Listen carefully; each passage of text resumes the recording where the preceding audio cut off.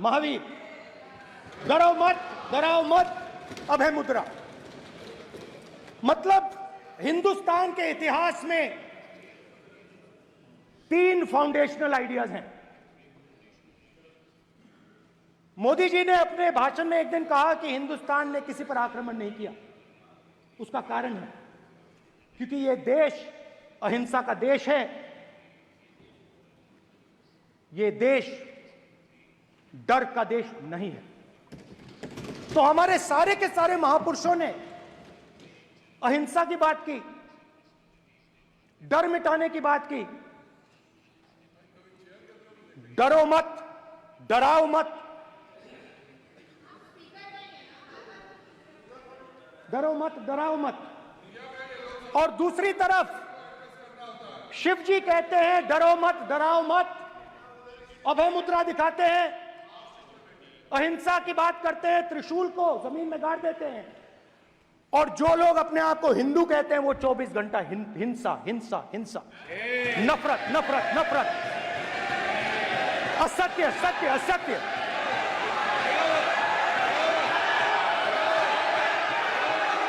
आप हिंदू हो ही नहीं।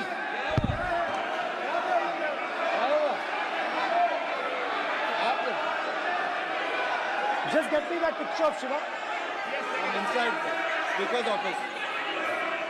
हिंदू धर्म में साफ लिखा है सत्य के साथ खड़ा होना चाहिए, सत्य से पीछे नहीं हटना चाहिए, सत्य से नहीं डरना चाहिए। अहिंसा हमारा प्रतीक है। अभय मुद्रा ऐसे कीजिए, ऐसे कीजिए, अभय मुद्रा।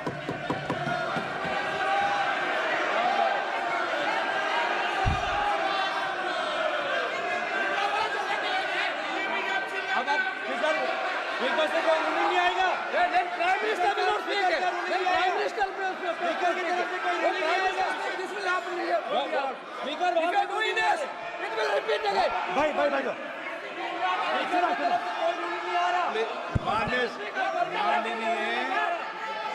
ये आप बात समझिए,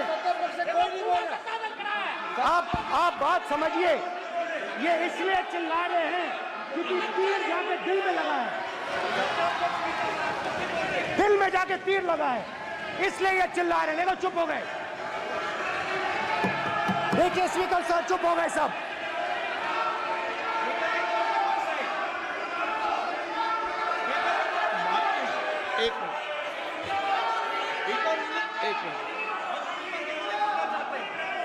माननीय आप प्रतिपक्ष के नेता हैं, किसी की भावनाओं को ठेस नहीं पहुंचे। सर मुझे चर्चा बोलने में दीजिए। ध्यान रखना चाहिए। ये जो ये विषय बहुत गंभीर है। पूरे हिंदू समाज को हिंसक कहना ये गंभीर विषय है। बीजेपी को आपको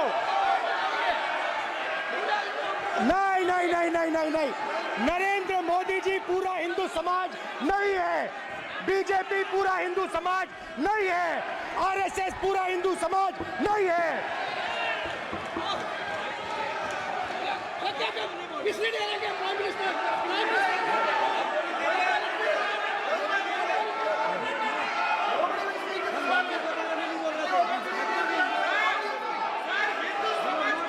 भूपेंद्र यादव जी, ये ठेका नहीं है बीजेपी का।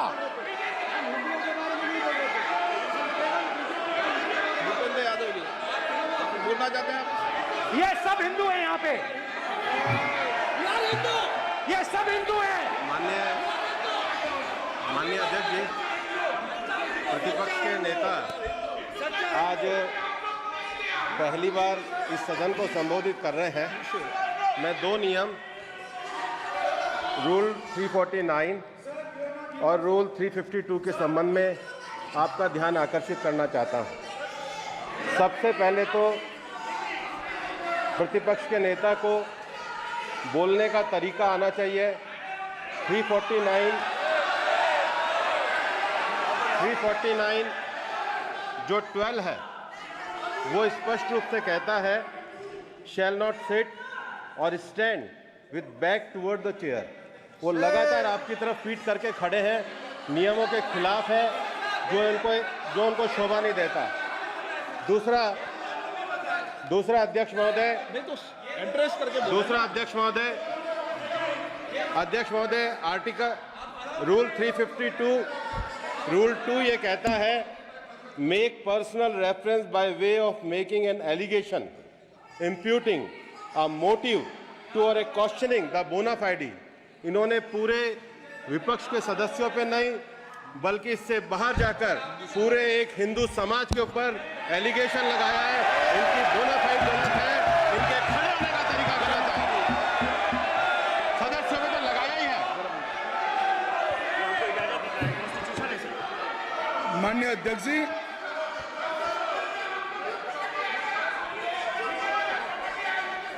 गृह मंत्री जी, नो आप डिबेट में गृह मंत्री जी।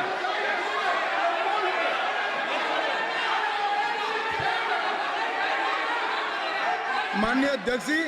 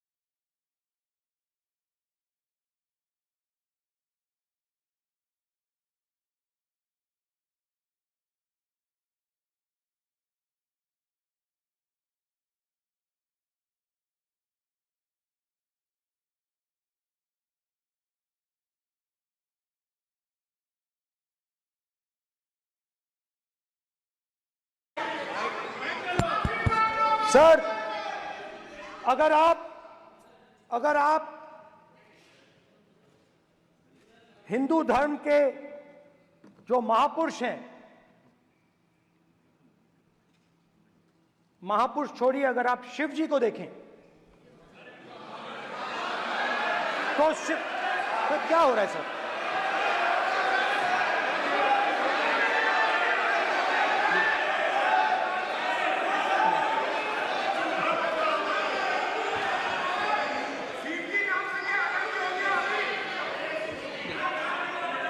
अगर आप शिव जी को देखें तो उनकी इमेज से आपको पता लगता है कि हिंदू डर नहीं फैला सकता, हिंदू हिंसा नहीं फैला सकता, हिंदू नफरत नहीं फैला सकता।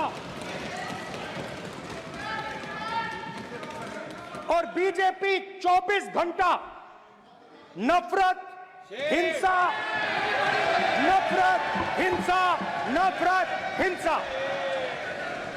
स्पीकर सर, कहां तक इन्होंने डर फैला दिया है?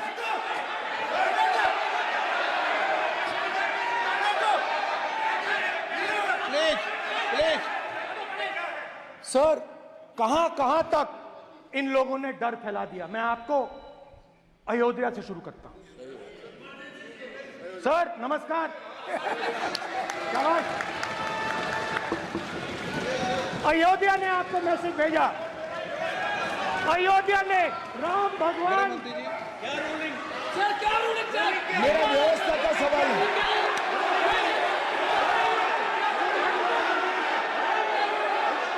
इस सदन के नियमों की पुस्तिका, इससे कुछ सदस्यों को क्या मुक्ति दे दी गई है?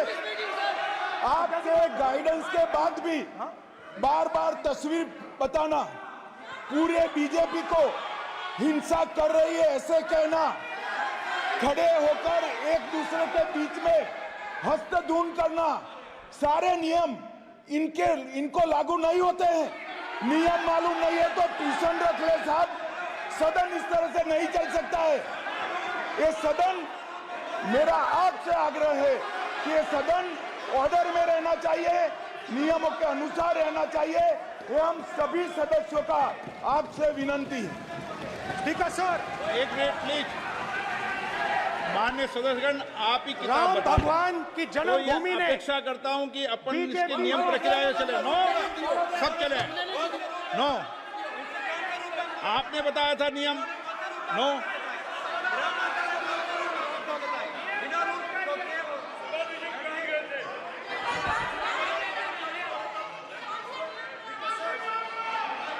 माइक दीजिए सर। हाँ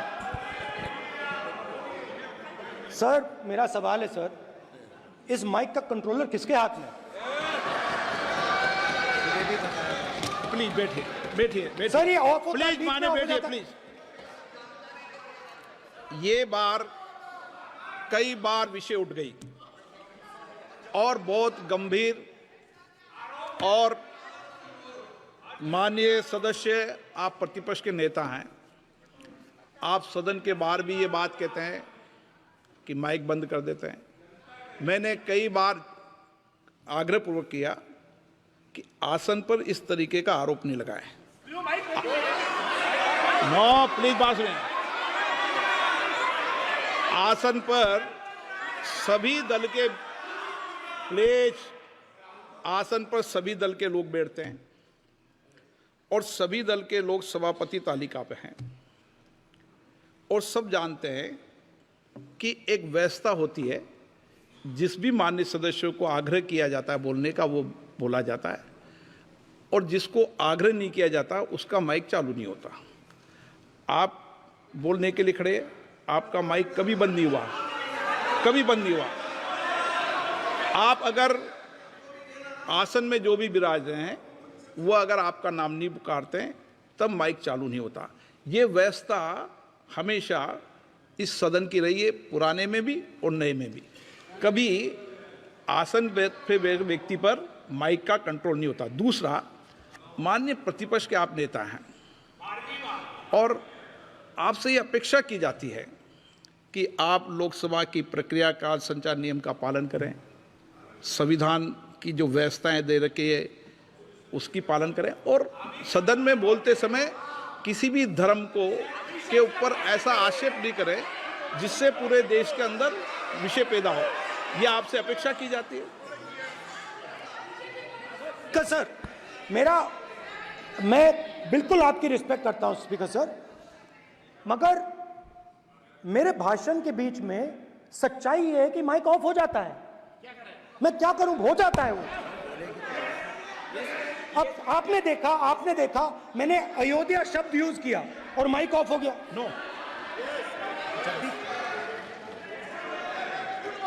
अरे ये प्रधानमंत्री मोदी जी के टाइम में आधा आधा कह रहा है क्या?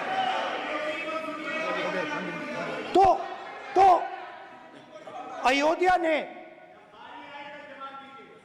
राम भगवान की जन्मभूमि, प्लीज ब्रदर, राम भगवान की जन्मभूमि ने बीजेपी को मैसेज दिया,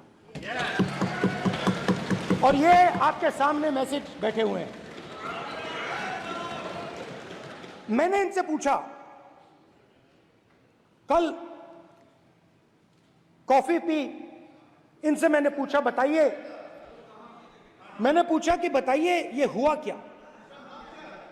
बीजेपी ने राम मंदिर का इनॉग्रेशन किया, बोलने दीजिए, राम मंदिर का इनॉग्रेशन किया। अरे भाई आप हार गए, उसको सहन करिए। नाम बोलने की कोई जरूरत नहीं है, मैं भाषण दे रहा हूं, आप नहीं दे रहे हो। मुझे बोलना है जो बोलना है, मुझे नाम लेने की कोई जरूरत नहीं, मुझे जो बोलना है मैं बोलूंगा। तो अयोध्या ने मैसेज दिया और मैंने इनसे पूछा कि हुआ क्या, और इनका जवाब आया। मैंने उनसे पूछा कि आपको कब पता लगा कि आप अयोध्या में जीत रहे हो, और आपने कहा पहले दिन से मुझे पता था। सही बात। और मैंने कहा ये क्या हुआ, उन्होंने कहा राहुल जी अयोध्या में एयरपोर्ट बना, अयोध्या की जनता से जमीन छीनी गई और आज तक उन्हें मुआवजा नहीं मिला है। उन्होंने कहा, सही बात, उन्होंने कहा कि अयोध्या में जो भी छोटे छोटे दुकानदार थे, जो भी छोटी छोटी बिल्डिंग्स थी, उन सारों को तोड़कर गिरा दिया गया और उन लोगों को सड़क पर कर दिया गया। इन्होंने यह भी कहा कि अयोध्या के इनॉग्रेशन में अयोध्या की जनता को बहुत दुख हुआ, क्योंकि इनॉग्रेशन में अदानी जी थे, अंबानी जी थे, मगर अयोध्या का कोई नहीं था। और ये कारण था कि अयोध्या की जनता में, उनके दिल में नरेंद्र मोदी जी ने भय डाल दिया। उनकी जमीन ले ली, उनके घर गिरा दिए, और फिर अयोध्या के गरीब लोगों को, किसानों को, मजदूरों को मंदिर के इनॉग्रेशन तक नहीं जाने दिया। मंदिर के इनॉग्रेशन छोड़ो, उसके बाहर भी नहीं जाने दिया। और इसीलिए अयोध्या की जनता ने सही मैसेज भेजा। अच्छा, इन्होंने मुझे एक और बात बोली, 3 बार इन्होंने कहा कि 3 बार नरेंद्र मोदी ने टेस्ट किया, 2 बार क्या मैं अयोध्या से लड़ जाऊं, और सर्वेयर्स ने कहा अयोध्या में मत लड़ जाना, अयोध्या में मत लड़ जाना, अयोध्या की जनता हरा देगी। और इसीलिए प्रधानमंत्री वाराणसी गए और वहां बच के निकले।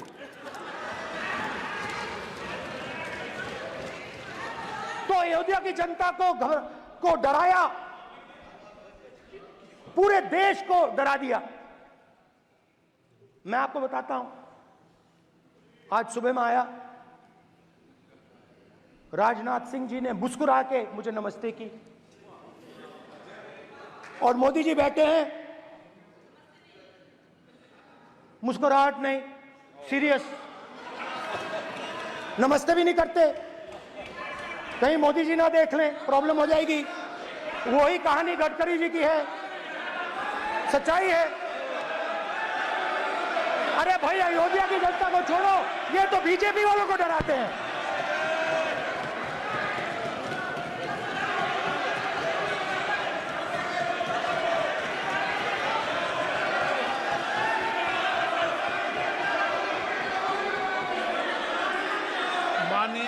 सर क्या है?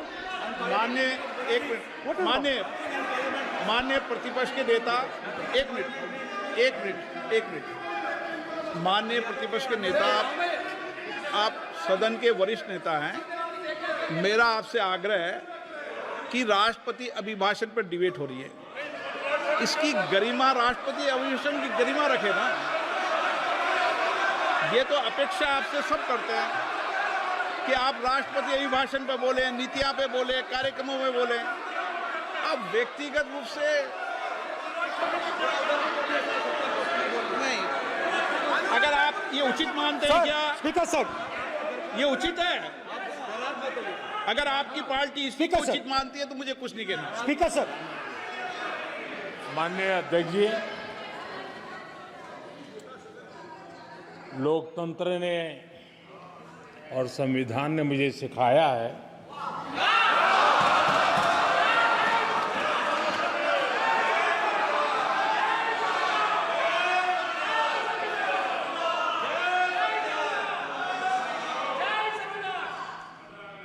कि मुझे विपक्ष के नेता को गंभीरता से लेना चाहिए।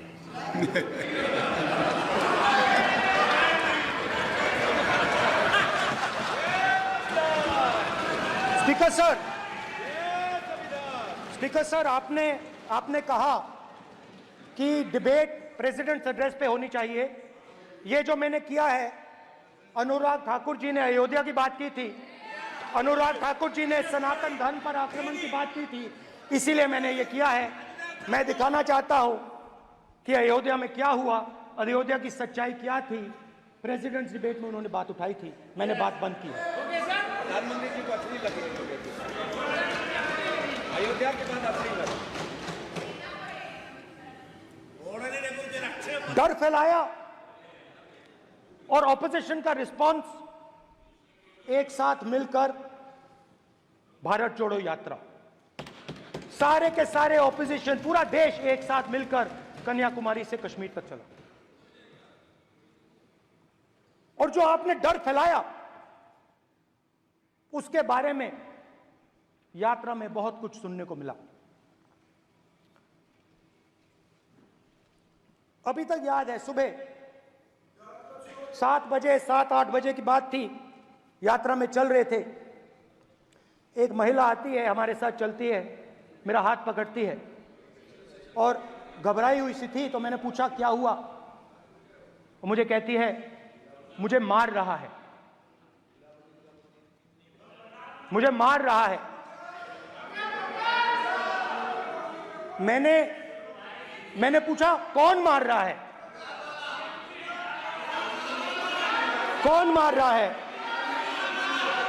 बेटी बचाओ, बेटी की दुविधा सुनाई नहीं दे रही, बेटी का दर्द नहीं सुनना चाहते, भारत की महिलाओं का दर्द नहीं सुनना चाहते। मैंने पूछा कौन मार रहा है, कहता है मेरा पति मार रहा है। मैंने कहा क्यों? कहती है सुबह का खाना नहीं दे पाई। मैंने कहा क्यों? खरीद नहीं पाई, महंगाई है, महंगाई है, खरीद नहीं पाई, खाना नहीं पका पाई, इसलिए मुझे मार पिट रही है। मैंने कहा बहन क्या करूं, कैसे आपकी मदद करूं? कहती हैं आप कुछ मत कीजिए, आप कुछ मत कीजिए, आप सिर्फ ये बात याद रखिए कि महंगाई के कारण हिंदुस्तान में हजारों महिलाओं को सुबह पीटा जा रहा है। उसके शब्द हैं, मेरे शब्द नहीं हैं। गैस सिलेंडर, महंगाई, तो आपने गरीबों को, महिलाओं को डराने का काम किया। शिव जी कहते हैं डरो मत, डराओ मत। आपने हिंदुस्तान की महिलाओं को महंगाई से हर रोज डराया है। कुछ दिन पहले मैं पंजाब में अग्निवीर के परिवार से मिला। सुनिए अग्निवीर के परिवार से मिला। छोटा सा घर था, छोटा सा घर था।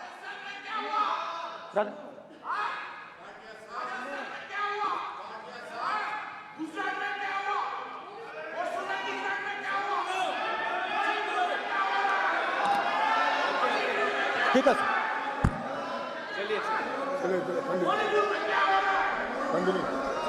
छोटे से घर में अग्निवीर शहीद हुआ, लैंडमाइन ब्लास्ट में शहीद हुआ। मैं उसे शहीद कह रहा हूं, मगर हिंदुस्तान की सरकार उसे शहीद नहीं कहती है। नरेंद्र मोदी उसे शहीद नहीं कहते हैं। नरेंद्र मोदी उसे अग्निवीर कहते हैं। उस घर को पेंशन नहीं मिलेगी, उस घर को कॉम्पनसेशन नहीं मिलेगी, शहीद का दर्जा नहीं मिलेगा। और बेचारे बैठे हुए थे, 3 बहनें थी, एक साथ बैठी हुई थी, रो रही थी। आम जवान को पेंशन मिलेगी, जरूर दुख होगा, मगर हिंदुस्तान की सरकार आम जवान की मदद करेगी। मगर अग्निवीर को जवान नहीं कहा जा सकता। अग्निवीर यूज एंड थ्रो मजदूर है। और आप उससे कहते हो, उसको आप 6 महीने की ट्रेनिंग देते हो, 6 महीने की ट्रेनिंग देते हो। दूसरी तरफ चाइना के जवान को 5 साल की ट्रेनिंग मिलती है। राइफल लेकर उसके सामने खड़ा कर देते हो, उसके दिल में भय पैदा करते हो। एक जवान और दूसरे जवान के बीच में फूट डालते हो कि एक को पेंशन मिलेगी, एक को शहीद का दर्जा मिलेगा, दूसरे को नहीं मिलेगा। और फिर अपने आप को देशभक्त कहते हो। ये कैसे देशभक्त हैं? फिल्म स्टार जैसी फोटो थी उस लड़के की, फिल्म स्टार, बॉलीवुड स्टार की फोटो थी। मैं सोच रहा था, देखो इस युवा ने जान दी। स्पीकर सर,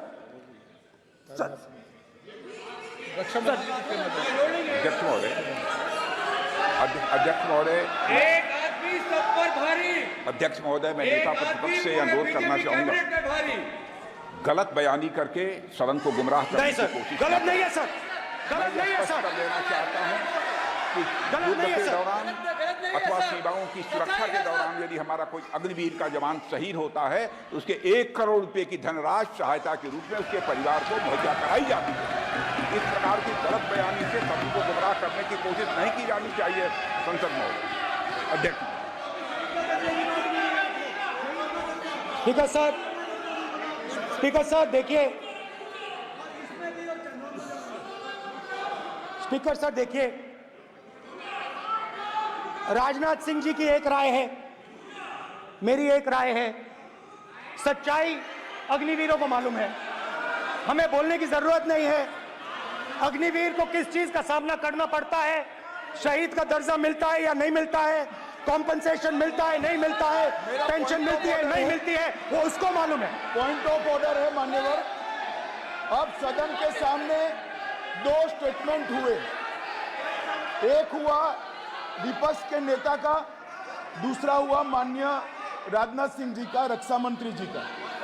ये कहते हैं कि 1 करोड़ रुपया नहीं मिलता है। श्री राजनाथ सिंह ने अधिकृत रूप से कहा कि मारे जाने वाले अग्निवीर को जो शहीद होता है उसको 1 करोड़ रुपया मिलता है। उनको फैक्चुअल पोजीशन सदन पर रखनी चाहिए मान्यवर। ये सदन झूठ बोलने की जगह नहीं है मान्यवर, यह सच बोलना चाहिए। और अगर ये नहीं रखते हैं तो उनको ये सत्यापन नहीं करते अपने स्टेटमेंट का, तो उनको सदन और देश से और अग्निवीरों से माफी मांगनी चाहिए माननीय।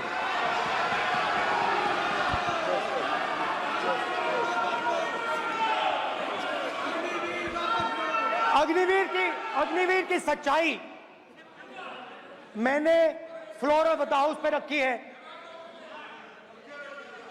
और राजनाथ सिंह जी ने भी कहा है, जो रियलिटी है वो हिंदुस्तान की सेना को मालूम है, वो अग्निवीरों को मालूम है। उनके कहने से या मेरे कहने से कोई फर्क नहीं पड़ता, सच्चाई तो उनको मालूम है। उनको मालूम है सच्चाई कौन बोल रहा है।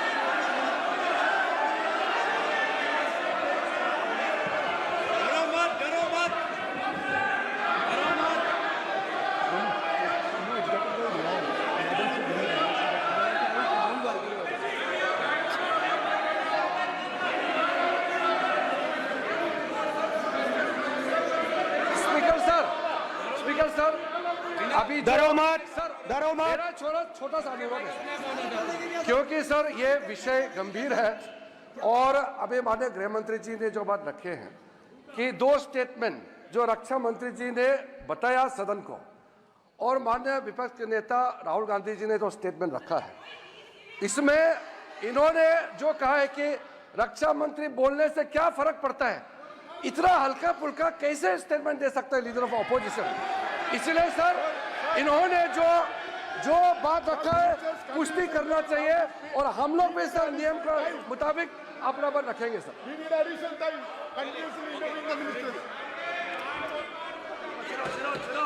और स्पीकर सर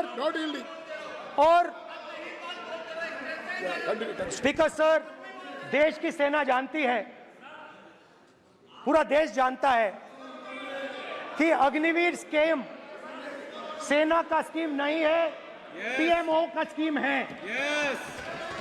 और पूरी सेना जानती है कि स्कीम प्राइम मिनिस्टर का ब्रेन चाइल्ड था, स्कीम सेना का ब्रेन चाइल्ड नहीं था।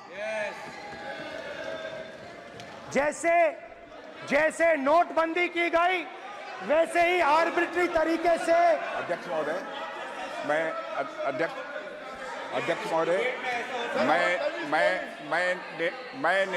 मैं नेता प्रतिपक्ष से विनम्रता पूर्वक अनुरोध करना चाहता हूं कि कृपया वह सदन को गुमराह करने की कोशिश न करें। अग्निवीर योजना के संबंध में बहुत सारे लोगों से 158 ऑर्गेनाइजेशन के साथ सीधा संवाद स्थापित हुआ है, उनके सुझाव लिए गए हैं, तब यह अग्निवीर योजना लाई गई है और बहुत सोच समझकर यह योजना लाई गई है। और मैं यह भी स्पष्ट कर देना चाहता हूं, इस प्रकार की योजनाएं दुनिया के कई देशों में है, यूएस में है, यूके में है, वहां पर किसी को कोई किसी प्रकार की आपत्ति नहीं है।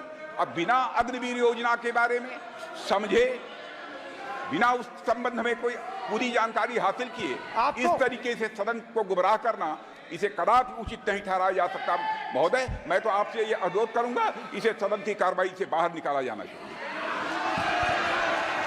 आपको देखिए, सिंपल सी बात है स्पीकर सर, इनको अग्निवीर अच्छा लगता है, आप उसको रखिए, हम उसको बदल देंगे, हटा देंगे। सिंपल सी बात है, हमारी सरकार आएगी, अग्निवीर को हम हटा देंगे, क्योंकि हम सोचते हैं कि अग्निवीर सेना के खिलाफ है, जवानों के खिलाफ है, देशभक्तों के खिलाफ स्कीम है। हम इस स्कीम को नहीं चाहते।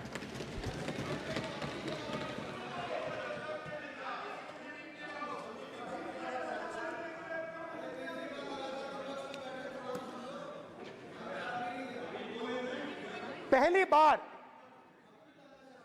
हिंदुस्तान की हिस्ट्री में जनता से स्टेट्स छीने गए हैं। जम्मू कश्मीर लद्दाख से आपने पहली बार स्टेट छीना है। मणिपुर को आपने सिविल वॉर में डुबा दिया है।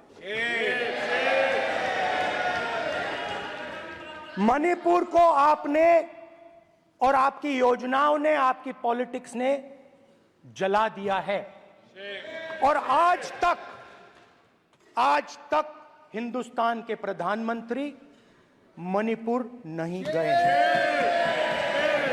ऐसा लगता है कि मणिपुर हिंदुस्तान का प्रदेश नहीं। प्रधानमंत्री के लिए मणिपुर स्टेट ही नहीं है। मणिपुर में सिविल वॉर हो ही नहीं रही है। और एक बार बयान दिया हमने, मतलब प्रेशर लगाया, हम गए, हमने प्रधानमंत्री से कहा एक मैसेज दे दीजिए, मणिपुर चले जाइए, जनता की वहां रक्षा कीजिए। नहीं,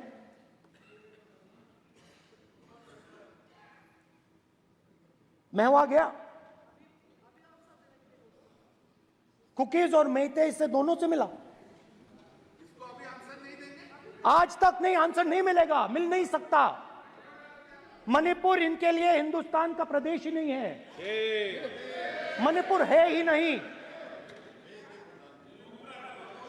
मणिपुर है ही नहीं, ना होम मिनिस्टर के लिए ना प्रधानमंत्री के लिए, है ही नहीं, एग्जिस्ट नहीं करता, वो है ही नहीं।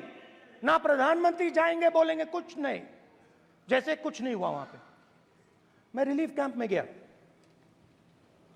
एक औरत कांपती हुई, रोती हुई मुझे कहती है कि मैंने अपनी आंखों के सामने, हाँ मैं औरतों की बात कर सकता हूं, एक भाई मैं कर सकता हूं, एक भाई एक कर्तव्य निभा रहा है। आप अपने संगठन में महिलाओं को नहीं डालते हो, मगर मैं औरतों की बात कर सकता हूं।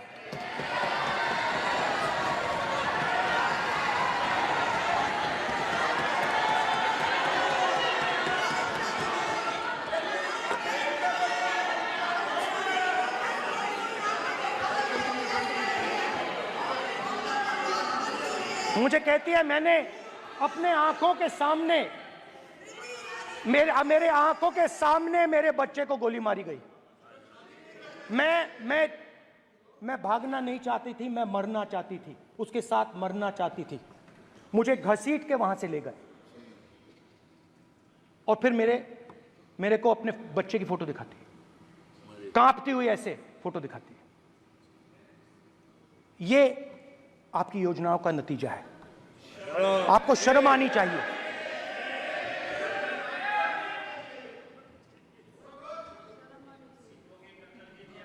एक दिन प्रधानमंत्री 8 बजे कहते हैं, पता नहीं फाइन ट्यूनिंग हो गई भगवान के साथ,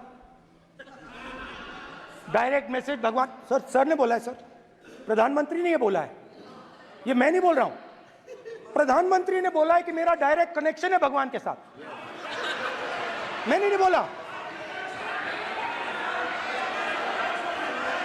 मैंने नहीं बोला। सोशल मीडिया से भगवान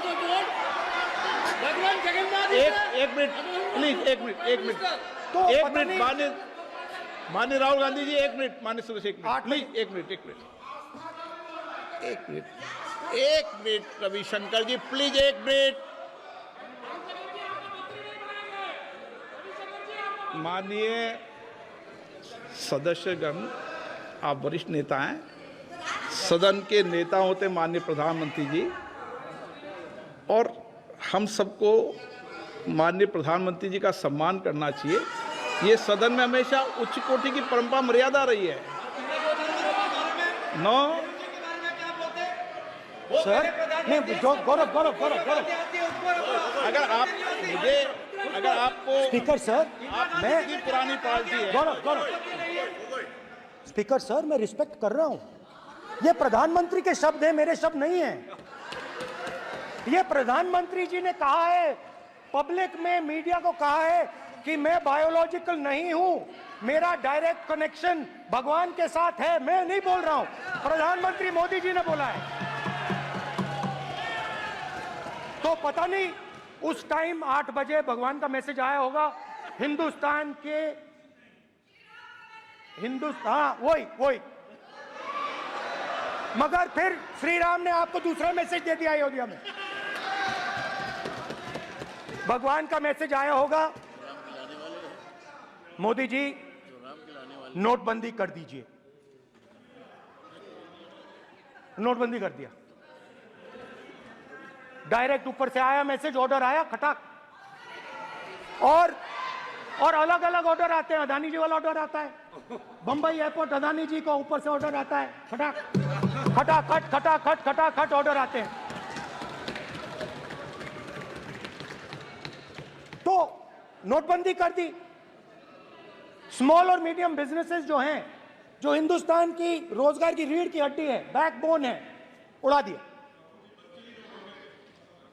उड़ा दिया, खत्म कर दिया।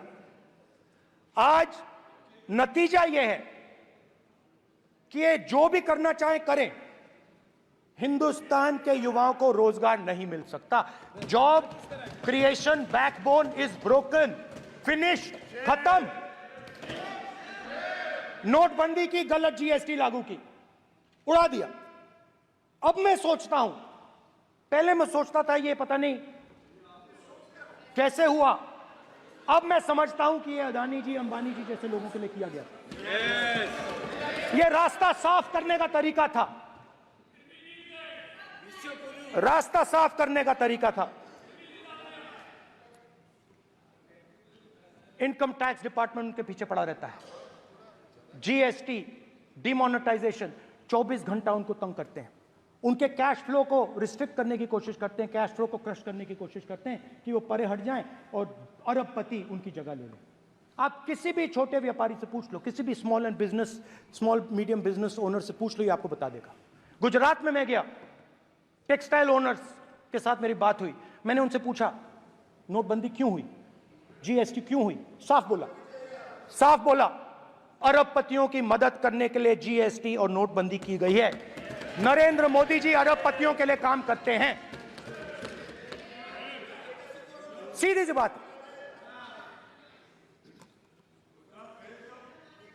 मैं जाता रहता हूं और आपको गुजरात में हराएंगे इस बार।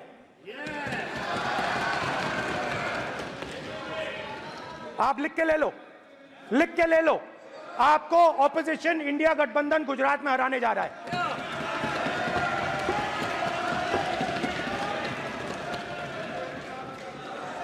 किसानों को डराने के लिए लैंड एक्विजिशन बिल जो हम लाए थे, उनकी जमीन की रक्षा करने के लिए, उनको सही कॉम्पनसेशन देने के लिए, उसको आपने खत्म कर दिया। यहां कोशिश की, कर नहीं पाए तो स्टेट्स में खत्म कर दिया। हर स्टेट में आपने खत्म कर दिया है। अगर आप जानते नहीं हो, चेक कर लो। हर स्टेट में,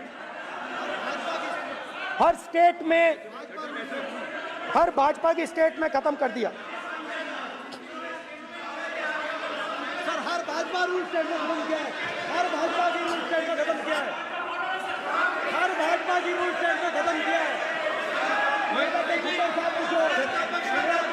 स्पीकर सर,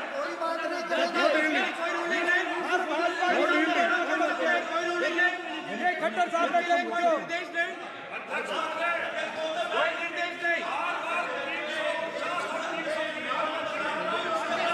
सत्ता पक्ष बार खड़े होकर भाषण को कम कर रहे हैं। कोई रोक नहीं,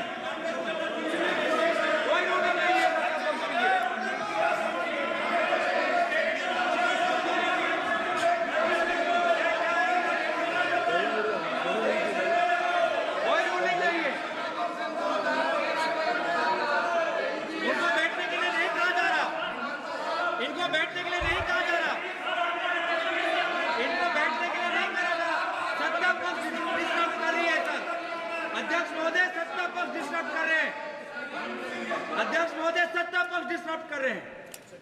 किसानों को ये देखिए सर, ये देखिए just give me a list of BJP states. आप किताब लेके क्यों खड़े हो? कानून बनाना चाहते हो?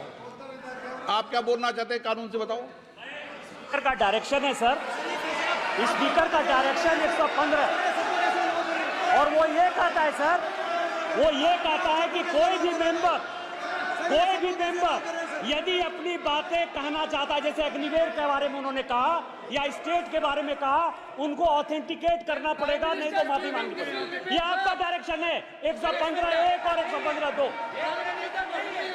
इसीलिए वो जो बातें कर रहे हैं उसको ऑथेंटिकेट करें, चाहे अग्निवीर के लिए चाहे वो किसानों के लिए कर रहे हैं।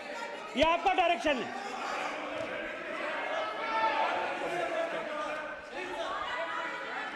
तो किसानों को जो हमने लैंड एक्विजिशन बिल तैयार किया था सही मुआवजा दिलाने के लिए, उसको आपने रद्द किया।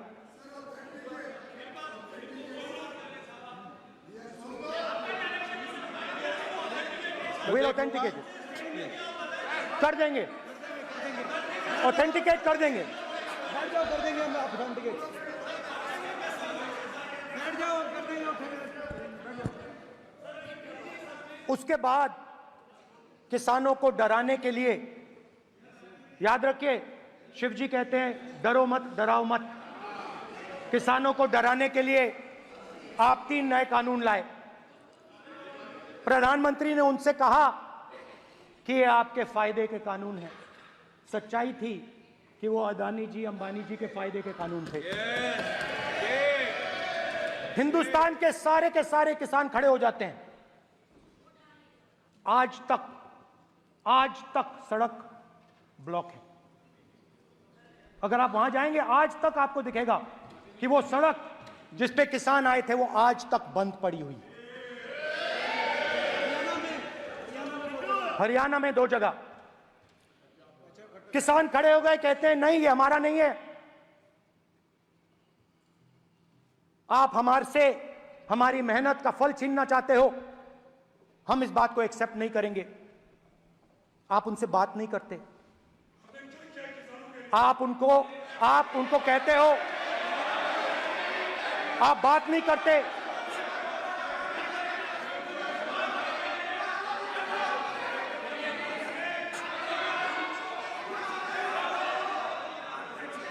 आप बात नहीं करते, आप गले नहीं लगते, आप उन्हें आतंकवादी कहते हो। आप कहते हो ये सब आतंकवादी हैं। झूठ नहीं है, झूठ नहीं है, सच है, सच है।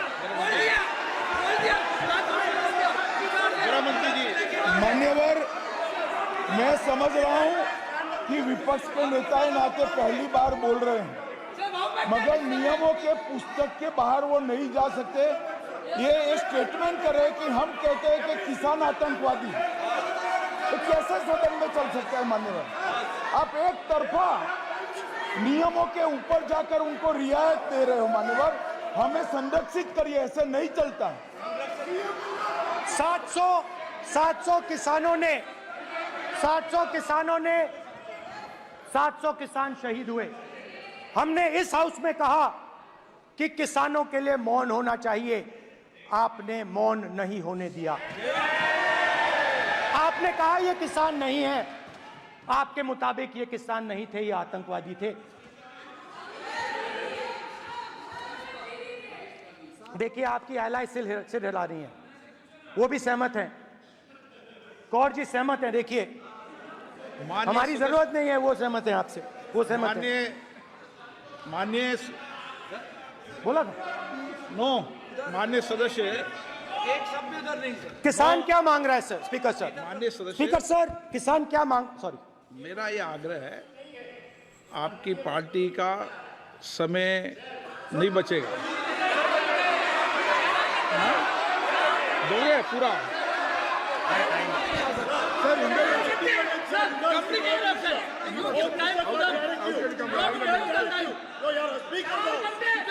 आप नहीं बोलेंगे, ये बोलेंगे सर। और आप तो सर, और स्पीकर सर, आप तो किताब स्पीकर सर, किसानों ने मांगा क्या? स्पीकर सर, किसानों ने मांगा क्या? किसानों ने सिर्फ ये कहा कि अगर 16 लाख करोड़ रुपए अरबपतियों का कर्जा माफ हो सकता है तो हमारा भी थोड़ा सा कर दीजिए। किसान ने यह कहा कि हर प्रोडक्ट के लिए सही प्राइस मिलती है, हमें भी एमएसपी दे दीजिए। और आप लोगों ने कहा किसान का कर्जा माफ नहीं होगा और एमएसपी नहीं मिलेगी।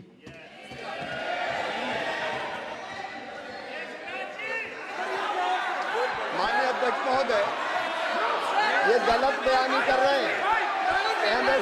एमएसपी सरकार दे रही है और ये मोदी जी की सरकार है जिसको उत्पादन की लागत पर कम से कम 50%। माननीय अध्यक्ष महोदय, उत्पादन की लागत पर कम से कम 50% जोड़कर एमएसपी दी जा रही है और नहीं दी जा रही है। ये सत्यापित करें माननीय अध्यक्ष महोदय, ये गलत बयानी कर रहे हैं, ये सदन को गुमराह कर रहे हैं, गलत बयानी कर रहे हैं। आज भी एमएसपी पर खरीद जारी है और अभी खरीद की फसलों के एमएसपी के रेट हमने तय किए। ये बताए जब इनकी सरकार थी तब एमएसपी कितनी मिलती थी और उस समय खरीद कितनी होती थी माननीय अध्यक्ष, उस समय खरीद कितनी होती थी। आज भी एमएसपी पर खरीद जारी है माननीय अध्यक्ष महोदय, ये गलत बयानी कर रहे हैं। ये सत्यापित करें इसको कि एमएसपी पर खरीद नहीं हो रही, ये सत्यापित करें माननीय अध्यक्ष महोदय, ये गलत बयानी की जा रही है। इनको नहीं बोलने देना चाह रहे।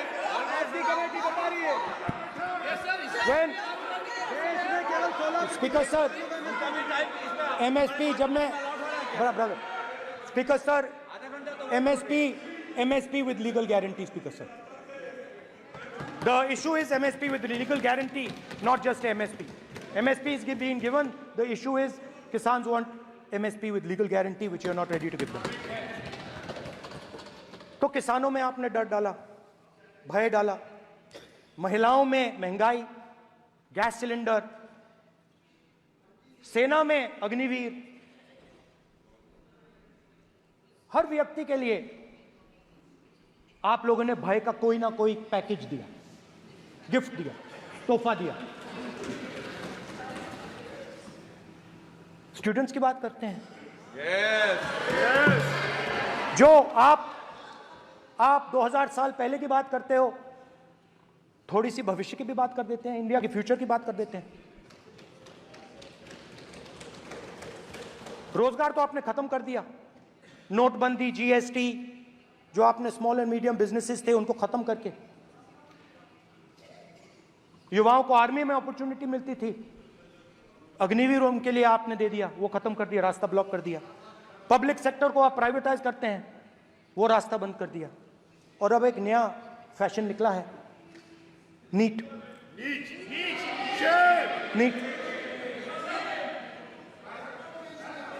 प्रोफेशनल एग्जाम्स को आपने कमर्शियल एग्जाम्स में बदल दिया है। NEET is not a professional exam, NEET is a commercial exam. NEET में एक स्टूडेंट टॉपर हो सकता है, एक्सीलेंट स्टूडेंट हो सकता है, मगर अगर उसके पास पैसा नहीं है मेडिकल कॉलेज में नहीं जा सकता। सिंपल सी बात। नीट का पास मार्क 22% है। वो पूरा का पूरा एग्जाम, सर एजुकेशन मिनिस्टर पूरा का पूरा एग्जाम अमीर बच्चों के लिए बनाया गया है। कोटा में पूरे के पूरे एग्जाम को आपने सेंट्रलाइज किया। हजारों करोड़ रुपए बन रहे हैं, हजारों करोड़ रुपए बन रहे हैं। और कमर्शियल पेपर जो आपने बना रखे हैं, कमर्शियल एग्जाम्स, 7 साल में 70 बार पेपर लीक। प्रेसिडेंट्स एड्रेस में ना नीट की बात होगी, ना अग्निवीर की बात होगी, ये बातें नहीं होंगी। और हमने कहा, हम स्पीकर सर, हमने कहा कि एक दिन का डिस्कशन अलाउ कर दीजिए। हम आपके साथ खड़े होकर इसको रिजॉल्व करना चाहते हैं। इंस्टीट्यूशनल फेलियर है, हम आपकी मदद करना चाहते हैं, रिजॉल्व करना चाहते हैं। सरकार कहती है नहीं, डिस्कशन नहीं होगा, भविष्य का डिस्कशन हो ही नहीं सकता। तो ये हालत है। जहां भी ये देखते हैं, ये सोचते हैं कि भाई भय कैसे पैदा करें, माइनॉरिटीज को डराते हैं। नहीं, कांग्रेस नहीं डरती आपसे। आप कांग्रेस से डरते हो।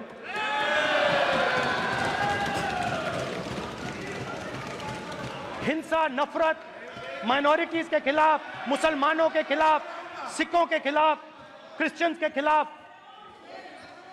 और माइनॉरिटीज ने क्या किया? माइनॉरिटीज ने क्या किया? हर स्फीयर में हिंदुस्तान को रिप्रेजेंट करते हैं, नाम रोशन करते हैं। पत्थर जैसे हिंदुस्तान के साथ एक साथ खड़े हैं, देशभक्त हैं। और आपने सारे के सारे माइनॉरिटीज पर आक्रमण किया, उनके खिलाफ हिंसा, नफरत फैलाई।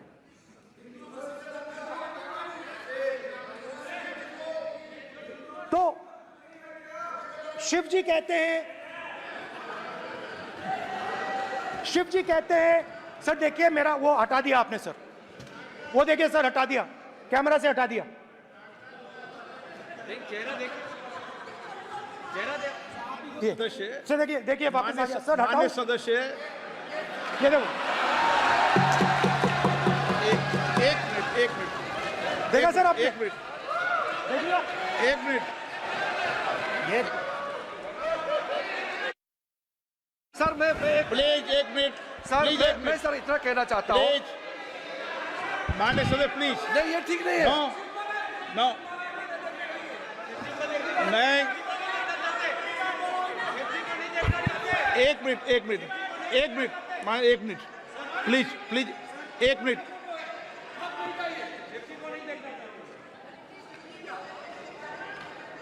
आप प्रतिपक्ष के नेता हैं और मैं आपसे ये अपेक्षा करता हूं कि सदन की गरिमा बनी रहे, मर्यादा बनी रहे, नियमों का पालन हो। आप खुद मानते हैं शिव जी को भगवान, और उनको बार बार इस तरीके से यहाँ पर चित्रित करना ये उचित नजर नहीं आता, मुझे लगता है। स्पीकर सर देखिए, रूल्स की किताब पढ़ोगे आप? रूल्स में है कि आप कोई भी चित्र को नहीं दिखा सकते सदन में, आप किसी बात का नाम नहीं ले सकते, आप नियम प्रक्रियाओं से नहीं बोल रहे हैं। सदन की मर्यादा, नियम प्रक्रिया इससे चलती है, आपने बनाया, सबने बनाया है। स्पीकर सर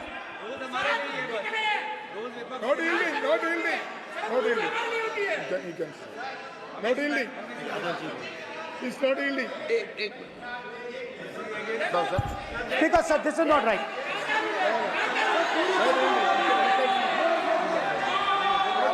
सर, माननीय स्पीकर महोदय, मैं आपका ध्यान रूल 356 की तरफ आकृष्ट करना चाहता हूं। अगर कोई सदस्य स्पीकर साहब के ध्यान में लाने के बाद इररिलेवेंट और लगातार किसी विषय को बार बार दोहराता है, तो आपके पास ये अधिकार है कि आप उस सदस्य को निर्देशित करके रोक सकते हैं। आप अपने अधिकार का प्रयोग करिए। सच्चाई को रोका नहीं जा सकता।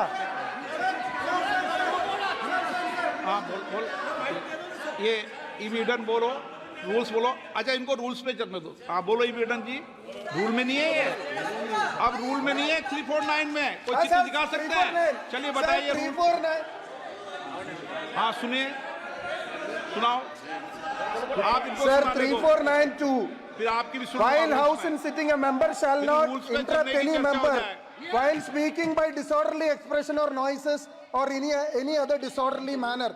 Sir, in the same way, sir. Number बोलो। Sir, 349 2. Sir, while the house is in sitting, 2 shall not interrupt any member while speaking by disorderly expression or noises or any other disorderly manner. Sir, the honorable minister continuously disturbing the house, sir. Continuously intervening the speech. Sir, continuously. Sir, shall maintain silence when not speaking in the house. 9, 349, 2 and 9. Very clear, sir. एक minute अब आप एक minute आपने बताया 349 okay एक minute इस पे आ जाए सभा में झंडे प्रतीक या कोई भी प्रदर्शित वस्तु प्रदर्शित नहीं करेंगे माननीय प्रतिपक्ष के नेता आप आपकी सदस्य का रूल की पालना कर लें अच्छा है तो नीट में तो सब इनके जगह भय सदस्य ने फैलाया। नियम बताया उसकी पालना करने के लिए कह रहा हूं मैं तो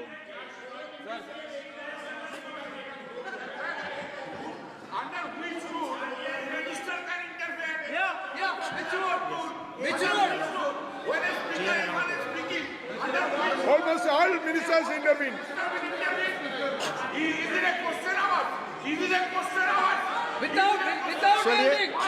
ओके प्लीज आप मान अधिवक्ता हैं प्लीज बैठिए अध्यक्ष आसन पर बैठे सभापति या अध्यक्ष माननीय सदस्य को अलाउ कर सकता है ये नियम में नहीं है ये नियम में नहीं है क्या नो कर सकते हैं आप रूल्स पे मत चलिए रूल्स पे चलेंगे तो नो ये नियम में नहीं लिखा कि एलओपी बोले तो आप बीच में नहीं बोल सकते नो अध्यक्ष के आसन की व्यवस्था दे सकते हैं प्लीज चलो Sir, you have allowed 2 ministers, 3 ministers, and I want to make very short references. Read this. 352. A member while speaking shall not make personal reference by way of making an allegation, imputing a motive to or questioning the bona fides of any other member of the House. Okay Has Rahul Gandhi made reference to any other 351 member? Sir, ये हुआ नहीं और use utter treasonable, seditious or defamatory words. He is mentioning the name of Shiva. Defamatory. आप क्यों विद्वान में बैठा हूं ना सीट पे आपको मैं बता दूंगा सब नियम सर ये लोग नहीं समझते हैं may be because of their इनएडिक्वेट knowledge of English they thought that reference to he did not make any personal reference. Please. And the next point Okay. is, sir, Rajnath Singh ji made a point on Agniveer. There is a method to correct any wrong statement made in the House. Please read 115(1) of the directions by the Speaker. It says, a member wishing to point out any mistake or inaccuracy in a statement made by a minister or any other member shall, before referring the matter in the House, write to the Speaker, pointing out the particulars of the mistake or inaccuracy and seek the permission of the Speaker to raise the matter. Has Rajnath Singh written to you? Has he written? No. He has not written. All these ministers. Shivraj Singh Chouhan sir इतने दिन बाद लोकसभा में अभी आप सुनिए खड़ा होके बोलने लगा माननीय मजाक की जगह है क्या ये नॉट गिवन ए नोटिस मेरे पास you can not point out mistake और on MSP he made a statement नहीं व्हाट राइट ही हैज आप एक मिनट प्लीज आपने 352 का हवाला दिया 352 के अंदर स्पष्ट रूप से लिखा है कोई भी तथ्य ऐसे कभी भी नहीं बोले जाएंगे जो इस सदस्य का सदस्य नहीं सदन का सदस्य नहीं है मैं अपेक्षा करूंगा कि प्रतिपक्ष के नेता इन नियम प्रक्रियाओं की पालना करें और दूसरा विषय जो माननीय सदस्य ने कहा है 102 के अंदर ही सदन में सभापति या अध्यक्ष किसी भी मान्य सदस्य को बोलने की इजाजत दे सकता है, नियम प्रक्रिया के तहत है। No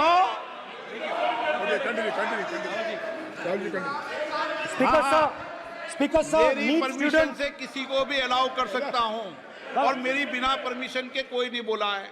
See, sir, Speaker sir, NEET students spend years and years preparing for their exam. Their family supports them financially, emotionally. And the truth is that NEET students today do not believe in the exam. Because they are convinced that the exam is designed for rich people, not meritorious people. I have met a number of NEET students, every single one of them tells me that the exam is designed to create a quota for rich people and to create a passage for them into the system, and is designed not to help poor students. Now, इससे भी बहुत डर होता है। महीनों पढ़ाई करते हैं, ये पता नहीं कि भैया एग्जाम लीक हो जाएगा नहीं होगा, अगर पास भी हो गए तो पैसा कहां से आएगा। तो उधर भी इन लोगों ने भय डालने का काम किया। तो जहां भी ये देखते हैं ये भय डालते हैं। सेना में, युवाओं में, किसानों में, मजदूरों में, महिलाओं में, डिसेबल्ड में भी। और मैं ये भी कह सकता हूं कि सिर्फ बाकी हिंदुस्तान में भी नहीं, मगर अपनी पार्टी में भी भय है। आपकी पार्टी में डर है, भय है, सच्चाई है। देखो अब आप चिल्ला नहीं रहे हो, अब आप शांत हो, अब बिल्कुल शांत हो, सच्चाई बोल दी, चिल्ला नहीं रहे, चुप। क्योंकि आपकी ट्यूनिंग डायरेक्टली, प्रॉब्लम क्या है, आप चिल्ला भी नहीं सकते क्योंकि कनेक्शन नहीं। सर मैं बोल रहा हूं सर, समझा रहा हूं, स्ट्रक्चर बोल रहा हूं।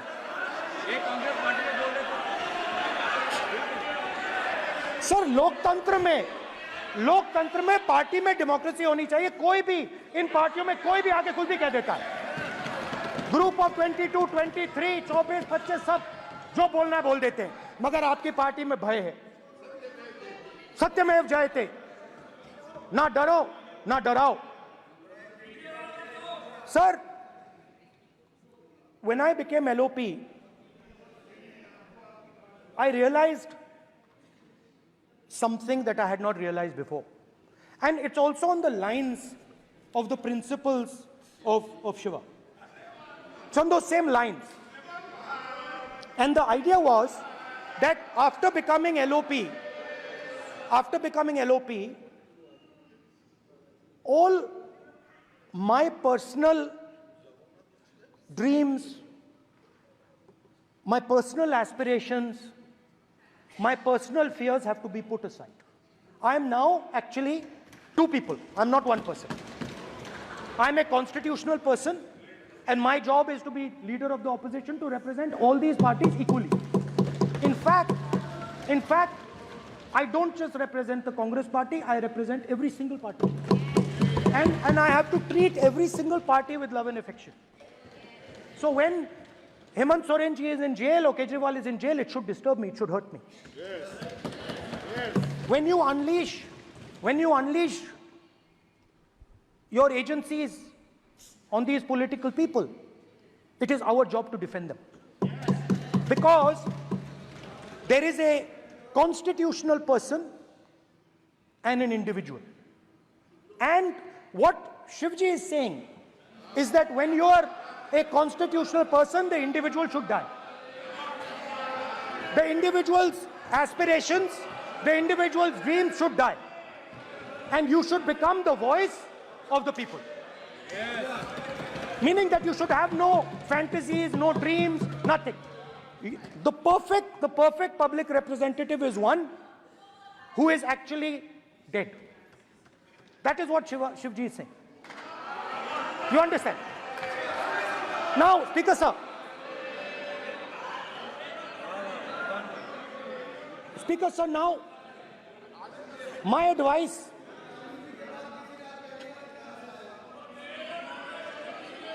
So there are two structures now. One is me as an individual, and one is me as leader of the opposition. Me as an individual, I might have my likes and dislikes. I might have my views, but me as leader of opposition have to suppress them, have to reduce them and say, now I'm the voice of the opposition. That is the idea. That is the idea of the democratic system. The people have given me a responsibility, and that responsibility should overcome my personal likes, dislikes, aspirations. Now, Speaker sir, why I'm saying this, and forgive me for saying this, but when you were being put on that chair, I walked there to help you, to walk with you to the chair. And I shook hands with the Prime Minister, and I shook hands with you. And then I walked to your chair. And you are the final arbiter of the Lok Sabha. You're the final word here. What you say fundamentally defines Indian democracy. You don't allow us to speak, you allow us to speak, you allow them to speak, you don't allow us to speak. All these things define Indian democracy. Speaker sir, there are actually two people sitting in that chair. There is the Speaker of the Lok Sabha, the Speaker of the Indian Union, and there is Mr. Om Birla. When Modi ji went and shook your hand, and I went and shook your hand, I noticed something. When I shook your hand, you stood straight like this and shook my hand. And when Modi ji shook your hand, you bowed down and shook his hand.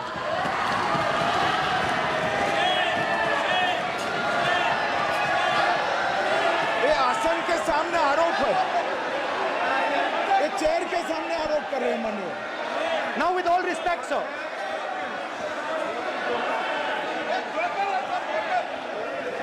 such a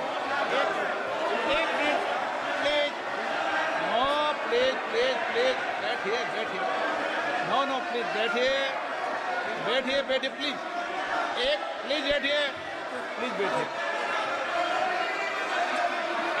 please, बैठिए, एक minute please, okay please, no. माननीय प्रतिपक्ष के नेता, एक minute please, माननीय please, no.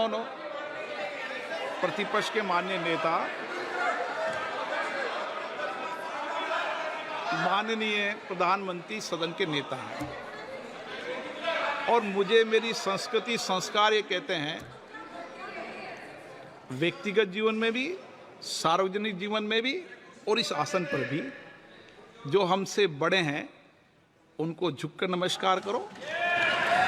मुझे यही सिखाया है, और बराबर वालों से बराबर का व्यवहार करो, यही मुझे सिखाया है। और इसीलिए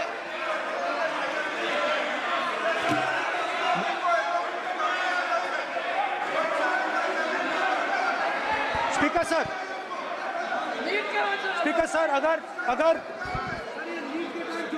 अगर आप हाँ, मैं इस बात को आसन से कह रहा हूं कि मेरी संस्कृति और संस्कार यही है कि बड़ों का झुककर और आवश्यक हो तो पैर छूकर सम्मान करो, और बराबर जो उम्र से छोटे हैं उनसे बराबर का व्यवहार करो। स्पीकर सर, ये हमारी संस्कृति संस्कार है, और मैं इस संस्कृति संस्कार की पालन करता हूँ। स्पीकर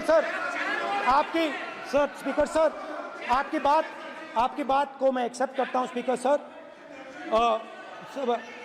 सर, आपकी बात को रिस्पेक्टफुली, बैठिए ना। स्पीकर सर, मैं आपकी बात को रिस्पेक्ट करता हूं, मगर आपको कहना चाहता हूं कि इस